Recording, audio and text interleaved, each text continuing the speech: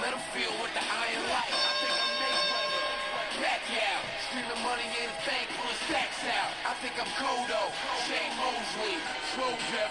Anyone who holds me. What's going on? Round one. We're going to cover the leaked videos of Conor and Paulie sparring. Alright, so going into it, do you happen to see the footage? Oh man, it was a firestorm on Twitter. Everybody was talking about it. I was just waiting to see what Malignaggi had to say after this footage was released by Dana White. So was it a knockdown or a push? From judging from the video, I thought it was a push. Not a push, but he kind of hooked him behind his head and kind of dropped him, pulled him down. I mean, that would if it was an actual fight. Most refs wouldn't call it a knockdown. Right. He says that Cortez says it wasn't a knockdown. Well, watching the videos, I think if it was a knockdown, you would show the footage of Cortez giving Paulie a standing 8 count. You would show that footage, correct? Yeah, you would want to. I mean, anything to make you look better, but they cut it off so quick. Malignaggi says that Cortez said that it wasn't a knockdown. So, I mean, there's 10 extra seconds. What would have hurt if they released 10 extra seconds? Looking at it, the first few times it did look like a knockdown, but at the same time, after seeing still pictures come out, you can see that he was hooked in back of the head. And, I mean, Joe Cortez didn't rule it a knockdown. Like I said, like if it was a knockdown, of course, you would get that footage out of a standing 8 count, and that didn't happen. But that second video didn't look good either. When Paulie got hit, he got hit with some power. Kind of made me think, like, damn, how are you gonna get kicked clean like that? Just he got hit with a hard left hand. I mean, and that was a brutal shot. Clean. It was real clean. It was very impressive. But at the same time, we seen like 18 seconds of 36 rounds. I mean, we can muster up highlight tapes to make us look good. So I still want to see the rest of the video, but they're never going to release it. They're not going to release it until after the fight. They're not going to, if that. I don't think they'll release it after the fight because I think that Paulie got the better of him. I mean, just looking at Paulie's technique. I mean, Paulie was out of shape, and he said that he really wasn't feeling himself the first day, the first training. Right. And he said later on is when he was getting, I really think, getting hurt. Not hurt, but wasn't getting the best. McGregor was getting the best of him. I think Paulie made a mistake for even accepting the invitation of going to help Conor out. I just think he should have just stayed retired and just politely declined it and been flattered with it, say thanks, but no thanks. I just don't see why, if you know you're not in top shape to spar, why would you even go over there? Like, you don't need the money. I don't think he needs the money. He didn't need the money, but he just wanted to go in there and just, humiliate the guy. And you got to still come in shape. This guy's been training already. You can't come in there, come off the plane and think that you're going to be, tip-top shape when you haven't been boxing for several months. Right. But that's kind of, character Paulie has. Paulie has that, if he puts his mind to it, he could do it, but that body's not the same anymore. No, you have to be in boxing shape and to go in there and spar. But after watching Conor land that hard left hand and Paulie was spilling over, I don't think Conor has what it takes to finish the job because if it ain't a straight left hand, you see how sloppy his punches were? He was kind of like slapping with the palm of his fist. The one where Paulie got knocked down, as they want to say, it looked like McGregor wasn't even landing anything. He was just throwing ugly punches. It was more so his momentum driving into Paulie's body than anything. Yeah. So Paulie in the Philly shell, what do you think about him trying to pose as Mayweather? He didn't do a great job of it. He didn't. I mean, it's not natural for him, you know. He's to still the shell. I mean, he just that's where he got hit with the clean punches. He's trying to do a Philly shell, you know, and I know he's trying to, you know, he has to put in the work for Mayweather, but right. I mean, he didn't look good at all with the Philly shell. So I don't know what kind of actual benefit that is for McGregor, because it's not something, you know, Paulie's a master at, you know. All right. So overall, how did Conor look? Just based on the media day footage that you've seen, and based off the 2 videos that came out, how does Conor look? That media workout was I don't know if we were getting punked or not. Like, I was looking for Ashton Kutcher in the crowd because I was like, this has to be a joke. It didn't look good at all. That media workout, like, if the odds were 1,000,000 to 1 after that media workout, it had to go to like higher, 1,000,000 to bigger 1. than 1. How did he look on the punching bag? I was like, how is the punching bag going to make you tap out? That's what it looked like, you know? Right. And the punching bag was putting in more work than he was. I mean, like, it was not a good showing at all. I mean, they needed to not let that media footage come out if they want to sell this. What fight. about Conor's footwork? Did you notice his footwork or his lack of footwork? Yeah. What do you think?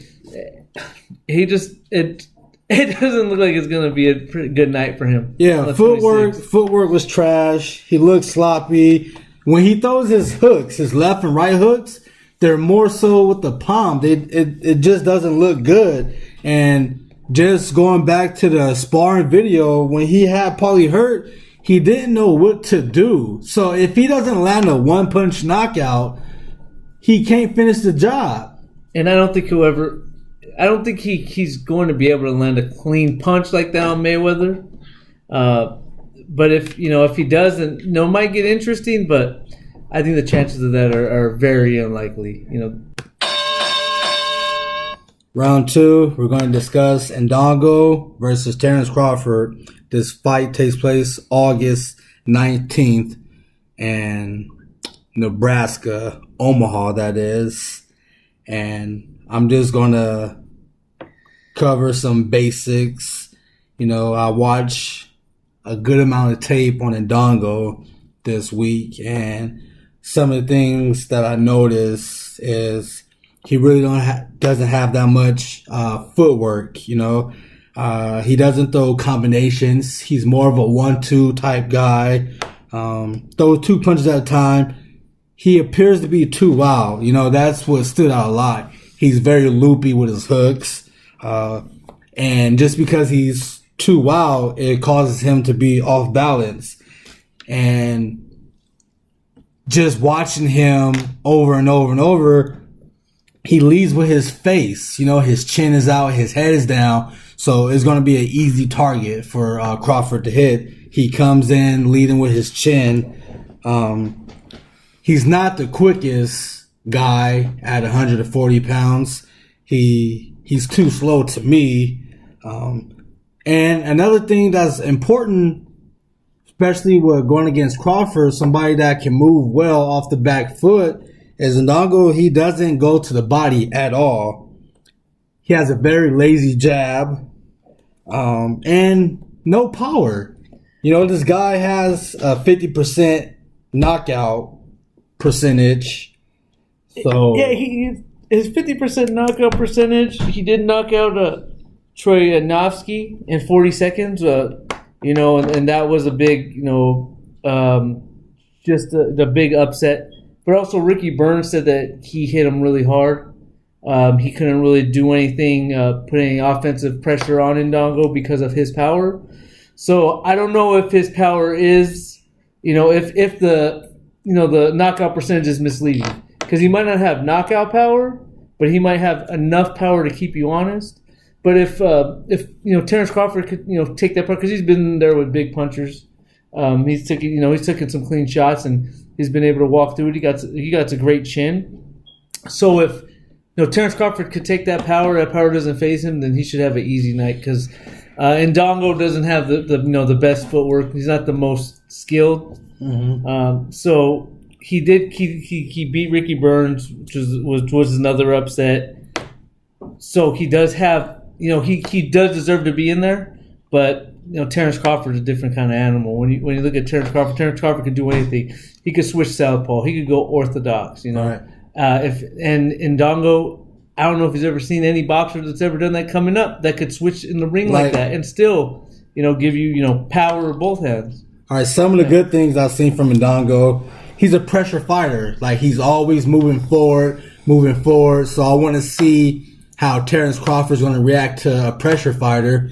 And he's a road warrior. This guy been to the UK and Russia. Both were title fights, and he was victorious. So this guy isn't shy. He'll go to Omaha, Nebraska this upcoming Saturday, and he'll go in there with confidence. So I like that about him. And he's tall and lanky, so he has the reach and height advantage over Crawford. So I want to see how he's going to apply that to the fight. And if you don't use his jab, though, and he's going to come in with his head first, that reach pretty much doesn't mean anything. You make yourself small, and he doesn't utilize that reach. Mm-hmm. Hey, but you never know. His trainer might have a different game plan. They might try to fight behind the jab. All right, so now we're about to break down Terrance Crawford. Watching tape on Crawford, guy goes to the body a lot. He has a mean uppercut. He can switch his stance. Orthodox, southpaw, doesn't matter. He's a powerful puncher. And one thing with his power, once he knows he has somebody hurt, he has killer instincts, He's a very good counter puncher, good timing. He has power off the back foot. I've seen him drop guys going backwards, like Postal. He dropped him going backwards. Yeah, but there isn't really much that Terrance can't do. He does it all. Even with Postal had the reach advantage on him. He had the height on him, and Crawford was able to go in there. Postal wasn't using his jab, and he was just able to outbox him and really made Postal look like he didn't even belong in the ring with him. And that's what Crawford does. He switches it up. He got the speed. He uses angles. A lot of times people, they underestimate Crawford. Oh, well, he's been ducking Victor Postal, and Victor Postal is too powerful and he's too tall, and Crawford's not going to do a good job, and he toyed with them. Even like Felix Diaz, people was giving Felix Diaz a great chance, and when we think that Crawford has a lot on his plate, he proves us wrong, But some of the bad things watching Crawford is he's a late starter. We see him start late with the Gamboa fight and Felix Diaz. Felix Diaz gave him a good run for his money the first 3-4 rounds. And then he figured him out and made easy work of him. I think Crawford tends to get hit too much. Let's go back to those first 4 rounds of the Felix Diaz fight, and let's go look at the Gamboa fight. Gamboa was hitting him with some good power shots. He loves leading with the left hook, and that's not always good. You need to set up with your jab, and when you come in leading with the left hook, you can get countered easily. But the thing I like about Terrance Crawford, he tries to go in there and make it exciting. Yeah, it takes him a while to get started, but once he gets started, he goes in there and he tries to finish the job. He'll go in there, and like when he fought Thierry Jean, they had some words before the fight, press conference, and he said he was going to make him pay, and he went in there and he punished him. And then after the fight, he had like, is that what you wanted? That was what you looking for? The Hank Lundy situation too. Yeah. But those two guys wasn't really anything, So I don't think Crawford has that much speed, behind his punches. But he has power, but just the speed is not there. He's not the fastest guy, but he has timing. And that's why I think he's so late to start. As he tries to time him, and once he gets the timing down, and he gives him the angles, then he's able to just start putting in work, hitting him with those punches, and then wearing him down, and then he starts opening up. I think Indongo, he's just going to be outclassed. I see Crawford getting him out within 6 rounds. and once he wins, he's not going to get credit for his victory. So I mean, it's a lose-lose situation. He had to take the fight. He wants to unify the titles. You know, Indongo, he can't pick who has the belts, right? But he wanted to unify the titles. You know, if Ricky Burns would have had him, it would have been another rematch with Ricky Burns. You know, if Ricky Burns would have been Indongo. So I mean, you can't really choose. You know who has the belts. So he wanted to unify all the belts before he did his next move. Either was it move up, fight Mikey Garcia, whatever he has planned. But you do understand he's at a lose-lose with this fight, right? If he lose, it makes him look bad. But if he win, he's not going to get the credit that he deserves. I think if you already know what people's going to say. Well, I think he'll get some credit for the win. How he looks, if he goes out there and knocks him out. They just look at Indongo's level of competition. He's been fighting in like South Africa. Like you can't compare that competition in South Africa to U.S. talent. You know? But he went and he took the belts he went to Russia and then he went to the UK and he took the belts. We can say in Russia that he landed one lucky shot. He still won the fight though. You can't you have to go out there and you got to just prove it. If you can't fight in a telephone booth. Like if this person beat this person, then they would beat this person. You got to go out there and have the fights to see who the best is. And he wants to take on all comers. If Indongo has the belts, you can't knock him for going and unifying the titles. Round 3, Lomachenko has a date, December 9th, and he's eyeing Rigdal or Salidos. Who would you rather see him face next? Well, this was coming from Bob Arum, the same Bob Arum that said every year that they have negotiations on the table for the Mayweather fight. So, we don't know what these negotiations actually have in them, if they're actually legit negotiations. But I'd like him to fight Salido. Why would just because he to avenge that defeat. What does it matter? That really matter? Yeah, I think it does matter. I think it's something that you want to avenge that loss. If he's so great and he's like everybody's fawning over him, he's the next best thing since sliced bread. He's supposed to, he has the greatest amateur record, 396-1. I think it means something for him to go beat Salido. I mean, Salido has a legitimate victory over him. I don't think it's a legitimate victory, but I see the progression with Loma, and I don't really care to see a rematch with Salidos. I mean, he's that much better. Like, he'll outclass Salidos, and he'll be at a lose-lose situation too. Like, he should have got the rematch like ASAP instead of waiting. How many years has it been? So 3 years since they fought. A little over 3 years. Yeah, I mean, I don't care to see it. I would rather see him fight Guillermo Rigdal. I mean, I think that's the better matchup.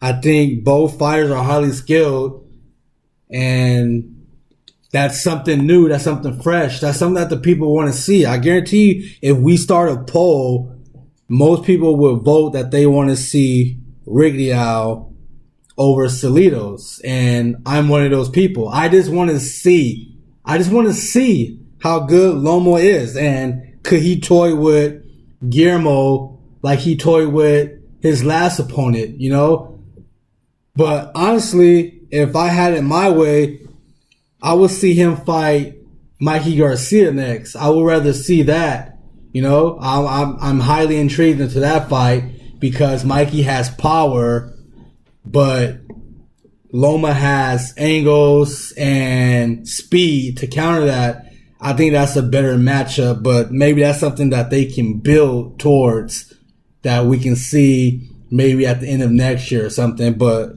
I mean, out of Salidos and Rigdal, I'd rather see Rigdal next. I think they could have both fights. I mean, he could set it up where he can fight Salido first. The reason why he needs to get that Salido fight, if he ever wants to fight Salido, and I know it's been a big deal with him, after HBO Max always asked him if he wants to fight Salido. He always says he wants to go after Salido and avenge that loss, so it is a big deal to him. if he's ever going to get Salido and Salido be any kind of competition, it's going to be now. Because Salido's not getting any younger. So if he can fight Salido next, he could still have that Rigondeaux fight after. And then if he wants to move on to Garcia, that could be down the line. And another key factor is Bob Arum. Is he going to lowball Rigondeaux and Salido's again? You know, like these guys want like top dollar. I'm pretty sure they want $1 million or $1 million plus. And last time they tried to offer Salido and Rigondeaux like chump chains. So is Bob Arum going to say, oh, well, we made them offer and they refused it? And like, what do you think about that? Yeah, I mean, he's probably going to try to lowball him. And Salido won't take a lowball offer from Top Rank because he feels like he should be the A side because he did beat him. He's not the A side. I don't care. I don't care if he won. He beat him. He's still not the A side. He beat him. If Lomachenko ever wants to defend that defeat, he's gonna, get him in the ring. Do whatever it takes to get him in the ring.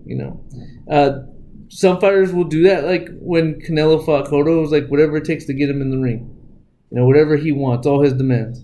Even though Canelo was the bigger star at that time, it was whatever he wants. If he wants to have a black canvas, give it to him. His name wants to go first, just got to get him in the ring.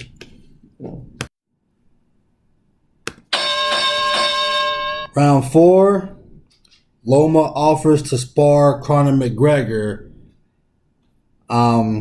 It's kind of funny to me because McGregor and Mayweather, they're going to be fighting at 154 pounds, correct? Yeah, 154. All right, so if he's willing to hop in the ring with somebody that's 154 pounds, I don't want to hear anything about him not fighting Mikey Garcia or Terrance Crawford. These guys are 135 and Terrance Crawford is 140. Like, what do you think about him trying to go and spar a guy that's 154? I would have liked to see that. If video ever leaked of that, Lomachenko going there and Lomachenko's in shape. There'll be no excuses. Nothing about I'm being tired, not in boxing shape, and it'll be a very interesting sparring session there. He's got too much speed. I don't think McGregor would be able to keep up, especially with that footwork. And that video, sure, Dana White would never leak that video. So is it Loma trying to be a bully because he know he can outclass McGregor? Why isn't he this adamant and vocal about trying to hop in the ring with Crawford or trying to hop in the ring with Mikey Garcia, somebody that's near his weight class?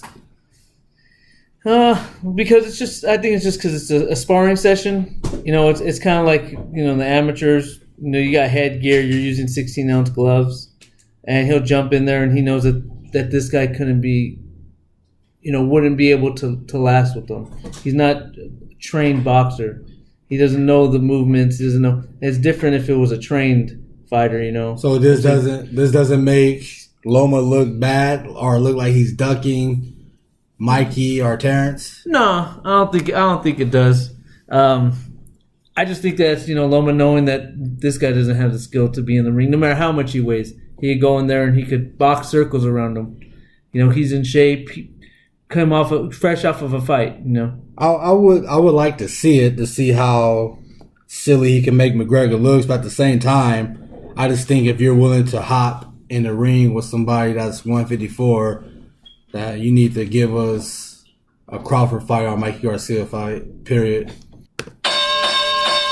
Round 5, we're going to discuss Joe Cortez, and he praises McGregor last week.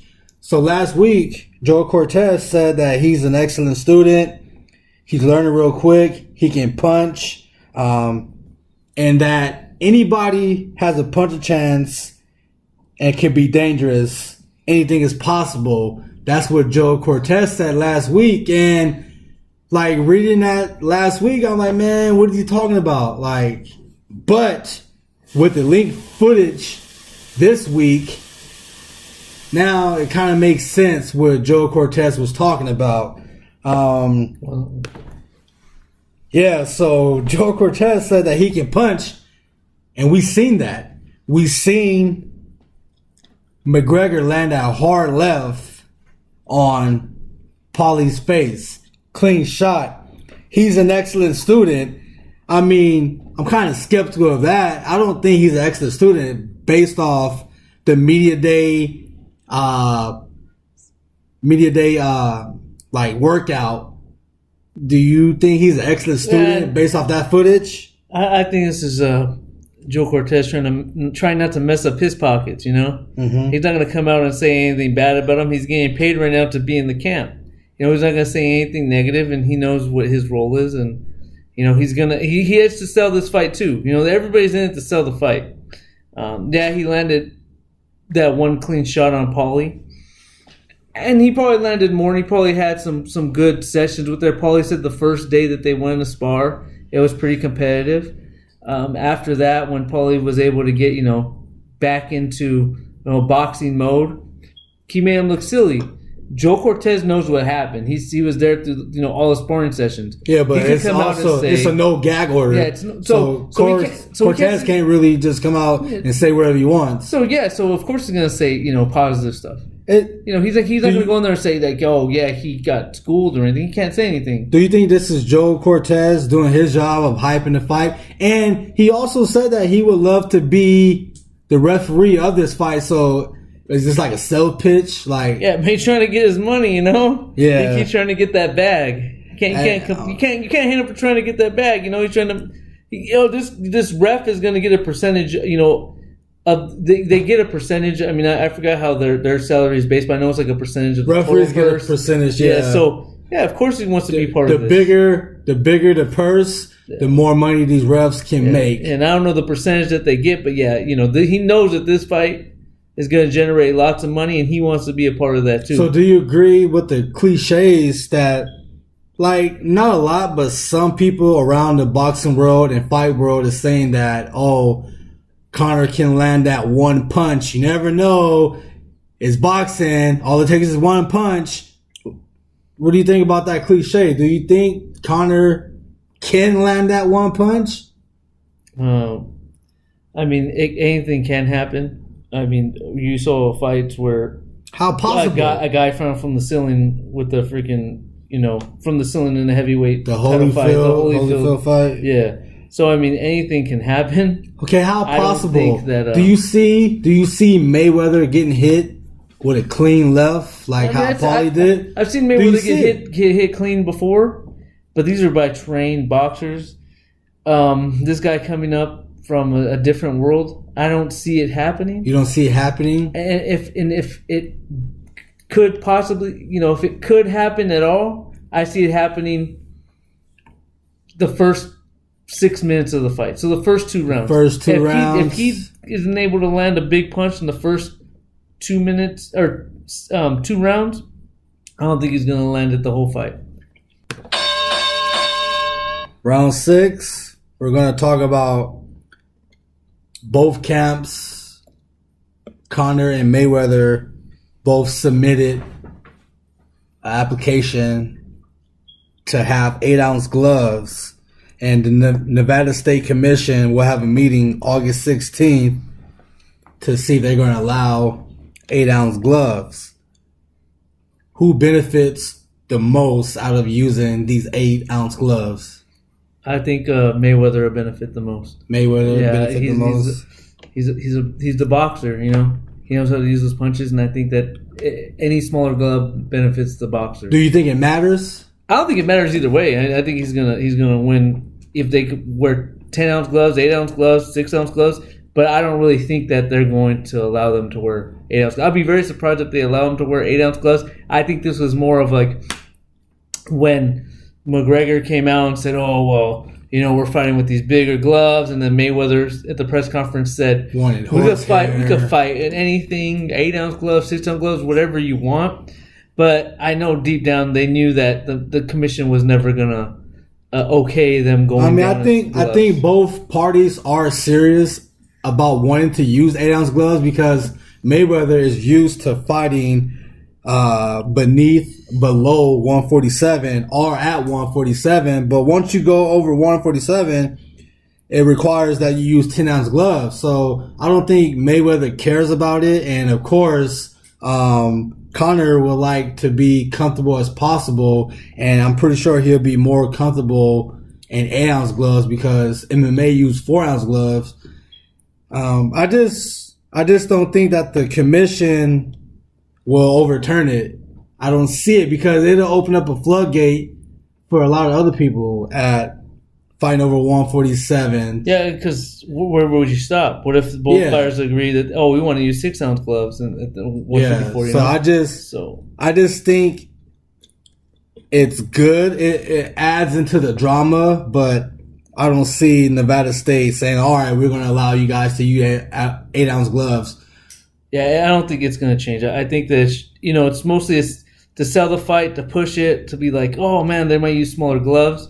But at the end of the day, I don't think that they're gonna okay it. Yeah, it opens too many. You open Pandora's box. Can you see Mayweather knocking out McGregor? Can you see that?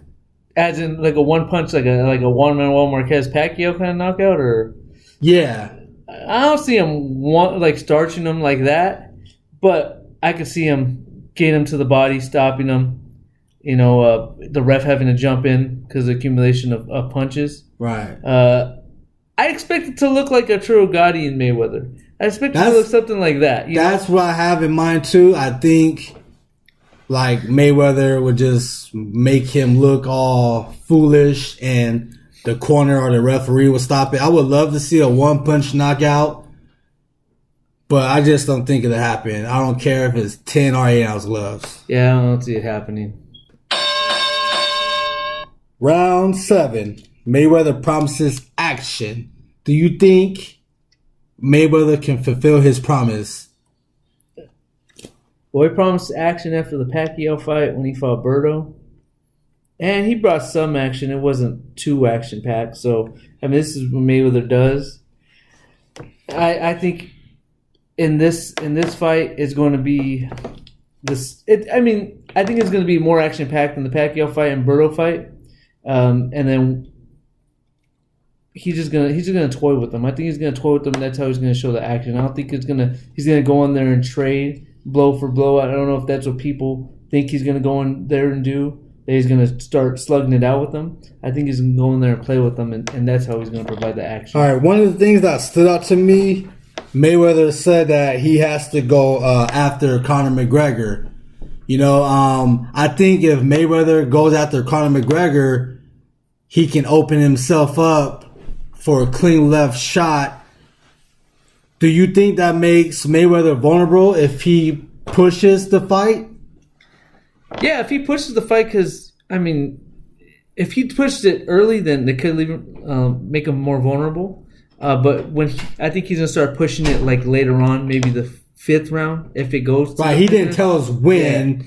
Yeah. And then he's gonna really turn it on and try to get him out of there. Once he got him in those deep waters, and it's not even that deep of waters, but McGregor hasn't been in there and that deep in boxing. With boxing, getting body shots, going to the body, getting wore down, having to stop 3 minutes, go. I think once starts getting in those later rounds and Mayweather notices he's slowing down a bit, right, he's gonna start turning it up and then get him out of there. To me, I gotta go after him. That translates to me as like Floyd is going to try to back the bigger man down, try to back him down, and I don't know. I don't think Mayweather should change up his style for this fight. I think he should stick to what he's used to and let it happen naturally because it's going to happen. I don't want him to do too much too early. Yeah, I don't think he's going to try to jump all over him and go for that first round knockout. Yeah, it'd be beautiful if he did, but I think that really he's just going to go in there and he's going to fight his style, and then once he sees McGregor's lost it, he's slowed down, then he's going to turn on the accelerator and get him out of there. Another quote from Mayweather, he said that it can't be a defensive fight. I think it has to be. It has to be a defensive fight. I think he has to figure McGregor out the first Yeah, at 2-3 rounds. It has to be defense. He has to at least feel his power to know that, hey, okay, this is what I'm getting into. And then if he wants to exchange with them, but, he can't go in there just, going against everything that he's done for the other 49 fights and just try to go in there and knock him out. I think what he means by it can't be a defensive fight, that he's not going to fight passive the whole 12 rounds. Like, I think he's going to fight off the back foot for the first quarter, of the fight. And then after that, just go after him and go for the kill. Yeah, I think it's going to be like how he fought. Kind of like how he fought Corrales when they fought. He didn't go for the kill right away. Do you think Mayweather owes us for the Manny Pacquiao fight, how shitty and boring it was? Do you think he owes us? Because I think he's putting a lot of pressure on himself by saying that he owes the fans. I don't think he owes. I think that's just all talk. I don't think he feels like he owes the fans. I mean, if this is going to be his last fight, he just owes. He just wants the fans to buy this fight, and then once they buy it, that's it. Okay. He's walking in the sunset if he gets that victory. I mean, that's all he needs. I mean, it's not like he's going to fight Pacquiao again. He's going to come out. This is it. Round 8, Bob Arum shits on McGregor, saying he can't fight for shit. That's pretty funny because I'm pretty sure Bob Arum was just sitting back watching the Conor McGregor media mayhem and just was like, what the hell am I watching? And he's watching the sparring, and he said that he pushed Paulie down. So Bob Arum don't think it was a knockdown. He think it was more of a push down. Well, Bob Arum's never been a fan of MMA anyway, so he thinks it's being a little biased, a clown sport. But Bob Arum gets a fight to sell right now. He's got a fight, especially off those Lomachenko numbers. Bob Arum knows that he needs to put in his work as a promoter, and he's got a fight to promote. He gets himself in the news, with this statement. No, but it's not one-sided because he said that Floyd is just going to handle him. He's not shitting on both fighters. He's really critiquing Conor and his skill set. Yeah, but he didn't have to speak on it like that. But he did. He's giving his honest opinion. Yeah, but he could have said he didn't think he looked great. I mean, he could not have made such a bold statement like that. That's something right there to grab some Was attention. it false? No, Conor doesn't look great at all. So Bob was being 100% correct, and he just saying that he thinks that Conor. I think Bob's just mad he didn't have an event like this. He actually did. He actually did say that he wanted Manny Pacquiao to fight Conor McGregor because it'll be an easy win for Pacquiao, and plus it'll be a big payday for his fighter. And he should have made it happen. He's a promoter. He owes Pacquiao instead of having to fight Jeff Horn. Yeah, I mean, what can you do? You had the fighter's rights. You could have made the fight, but you got Jeff Horn, and look what happened. Yeah. So, I mean, I think it's just a little bit of sour grapes there. Bob Arum said that he would have preferred that Conor stepped in with a journeyman first to prove to us that he can fight before he stepped up with. I wish he would have stepped in with somebody else too. I mean, I want him to step in with even like Earl Spence, somebody that, because I know Earl would have took the fight and get that name recognition, and then if you beat him, you could fight Mayweather. Not just go in there with the best.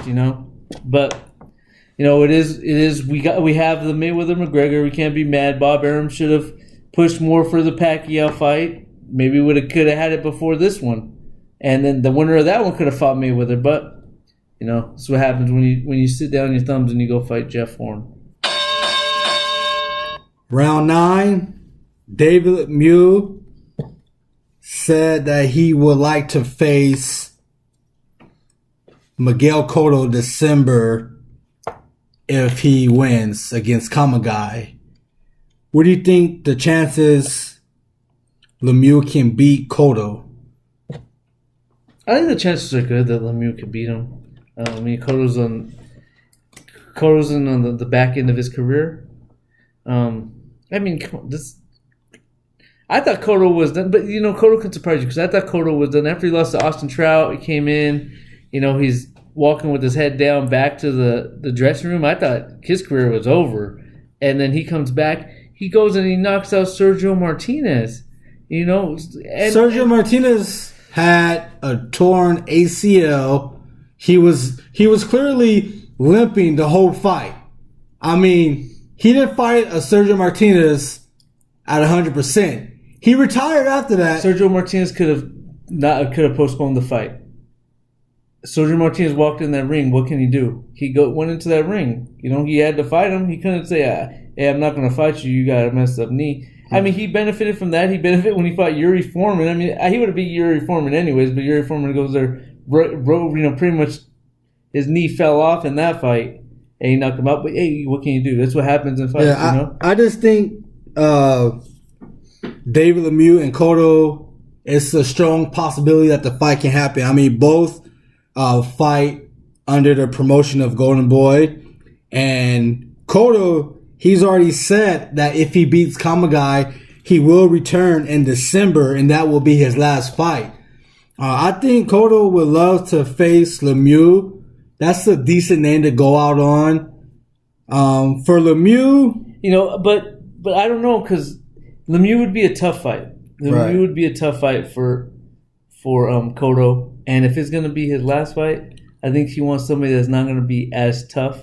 Still got some good name recognition. Because that can be a good paying fight. So, but how about if he went out against Kirkland?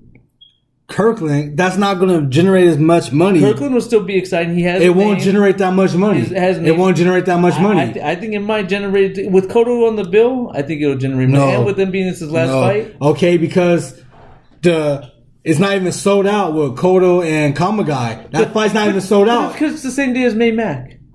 It doesn't matter. Yeah, nobody wants to see the Kamagai and Cotto fight because May Mac is that same night. Okay, do you want to see Lemieux versus Cotto, or would you like to see Lemieux fight Charlo? Would you like to see Lemieux versus Jacobs? Would you like to see Lemieux fight the winner of Canelo or Triple G? Who would you? Do you want to see? David Lemieux still has to earn that fight because he has to earn what fight? The triple. He just lost to. He lost to Triple G. Okay, already. What if Triple G loses and Canelo win? Would you like to see Lemieux? That's not going to happen. Let's speak hypothetically. Only if Triple G comes in. Let's speak hypothetically. If Triple G loses to Canelo, would you want to see Lemieux and Canelo? I think that fight would happen because Lemieux's under Golden Boys and Canelo is, and that's the easy fight to make. So I believe that they'll fight each other. So do you want to see Lemieux versus Cotto? Is that something that you would look forward to?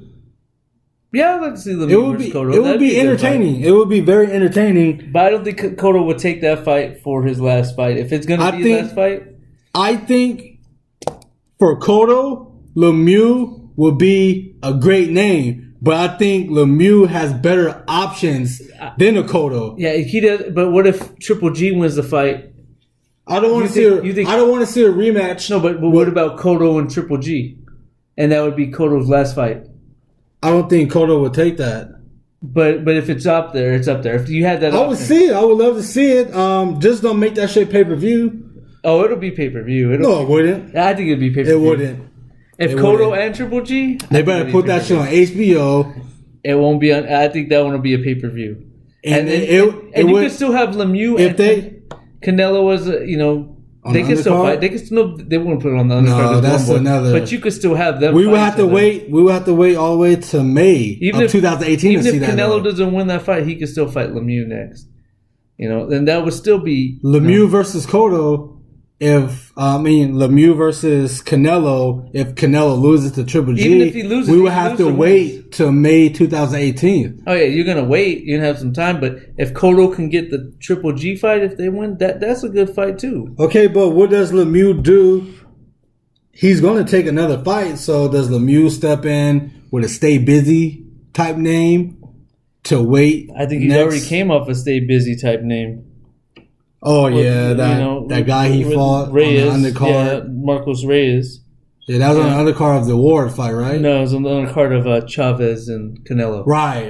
Chavez Okay. and Canelo. Yeah, I mean, speaking about that was a hand-picked fight for Lemieux to look good, and he couldn't finish the job. Like, he bloodied him up pretty good, but I was expecting to see David Lemieux knock that guy out. Knock him out? Yeah. That's what he won pretty handily, on all the scorecards. But yeah, he didn't knock him out. You expect him to knock him out. I mean, this guy's coming off of, he was 2-2 in his last, 4 fights. Hand-picked for you to look good. You got knock him out. Build your name. As for that though, Lemieux, he has plenty of options, to choose from. So, you got to get in there with somebody, even get somebody with name recognition. I mean, Austin Trout's still there. If you want to stay busy fight, that's not going to be as dangerous.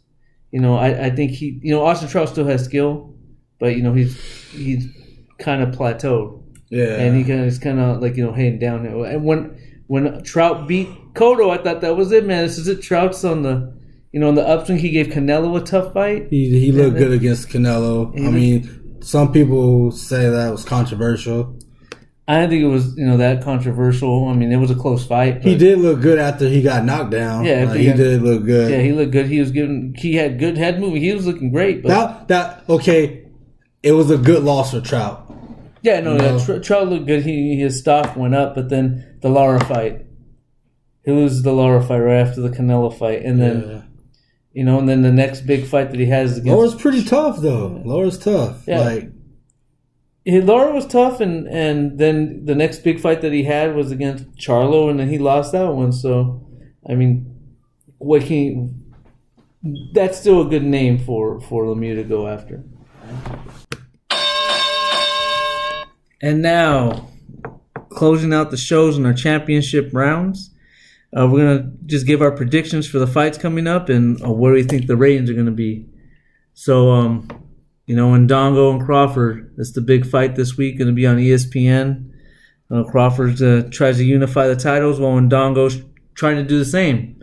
Whoever wins is going to be unified champ. I mean, I think it's great that Crawford and Indongo, they really, really wanted to fight each other. They really wanted to unify the belt. And it take them a long time to get this fight made. So shout out to both of those fighters. But just my prediction, I think Crawford is going to stop Indongo within 6 rounds. He has too much skills. I just think he has too much skills. I don't think Indongo face tough competition. I think once Crawford win, people's going to be looking back on this resume and at Indongo and saying, who the hell was Indongo? He was nobody. And that's what I see happening. I mean, and you never know. I mean, he could come out and surprise you because there isn't too much tape on. I don't think Indongo is going to surprise anything. I think Indongo has less than 5% chance to win. But not surprise you by winning. He may not win this fight. I mean, I don't think he's going to win this fight, but he might surprise you on how good he actually is when he's in there with a world-class fighter. No, I repeat. Looking at the film and looking at the tape and watching Indongo and breaking him down and studying him, he is not going to have a chance. He's too sloppy. He's not going to surprise nobody. But he might be able to build his name after this fight. He's not. He's not, dude. He might look good. And what do you mean look good? So he's going to take Crawford 12 rounds? I think he'll take Crawford. Split decision? I think he'll go 8 rounds. Go 8 rounds and what happens? I think go 8 rounds. I think Crawford will stop him by accumulation of punches. I think he'll stop him. The ref will jump in. So you're contradicting yourself. No, I'm not. He could still look good and look better than what we think he looks. And it's still, when you look back on his resume, it's going to be similar to the Diaz fight. Oh, well, he looked good the first 2 rounds. No, fuck that. Indongo is going to be outclassed. He has no business in the ring with Crawford, and nobody's going to give Crawford credit for this win, period. They're going to say he's cherry-picked. They're not even going to look at the fact that this was a unification fight. They're not even going to acknowledge that part. That's the only reason. If Indongo didn't have belts, Crawford wouldn't even bother taking this fight. But he wants to unify before he moves up to 147. He had to get those belts somehow. They didn't just hand him the belts. He went out there and earned them. And he just might look better than he's getting credit for. And not saying that he's going to go in there and do an amazing, spectacular boxing job and give Crawford all kinds of problems. But you might be like, whoa, this guy's not as bad. And it could be a big name later on where you look back on his resume and be like, that was, at that time, we didn't think it was a tough of a fight. But it was a tougher fight than, we had anticipated. All right, now we're going to talk about the viewership and the prediction about the views. Yeah, do you think it's going to do better than Lomachenko? And Lomachenko was at like 750. It peaked like at 830, I believe. Man, does it break 1 mil? It doesn't. No, it doesn't. I think it do just as. I mean, last year the Lomachenko fight. I mean, last week the Lomachenko fight had to deal with the Hall of Fame. I just don't. I mean, Crawford, he's definitely in the top 5 for the pound for pound, but he doesn't have a warm reception. Like, I don't know why. This guy has a lot of talent, but a lot of people is not checking for him. Like, he's my favorite fighter. I go on record saying that. I'm going to be watching, yeah, I just think he hasn't crossed over in that popularity. He's having trouble in crossover popularity. Like Gervonta Davis, he's able to cross over. He's hanging out with rappers and other artists. He's getting his name out there, and Crawford's having that trouble with that crossover appeal. I don't know why. I know why. They don't have a good marketing scheme and a good marketing team around him. Maybe they don't care to pull in the dollars and the cents to hype up Crawford. But has it always been Top Rank's problem? I mean, they had Mayweather, and he had to do his own promoting when he crossed over himself. When he was with Top Rank. So it's more of Bob Arum being cheap? I don't know if it's him being, cheap or if it's him being just stuck in his old model. People should know who Crawford is, and they don't. But I don't think it cracks 1 million. I think it does around 500,000. 500,000? I think he gets 1 mil. You think he gets 1 mil? I think it'll peak at 1 mil. Maybe they average about 900,000. I hope you're right. I think he gets 1 mil. I hope you're right, but we're giving our predictions, and I just think he does around 500,000. He does less than the Lomachenko numbers. Yeah, I think he'll beat out Lomachenko. I mean, he won't. I mean, of course, nobody's going to get close to the Pacquiao numbers, out of these 3 fights. But I think his numbers will be strong. Fight fans, that's the end of our show. Hope you guys enjoyed. We'll be back next week to break down some more boxing. Please don't forget to subscribe and like the video, and also share with your friends, buddies, and whoever else that enjoys boxing. We appreciate you guys for tuning in.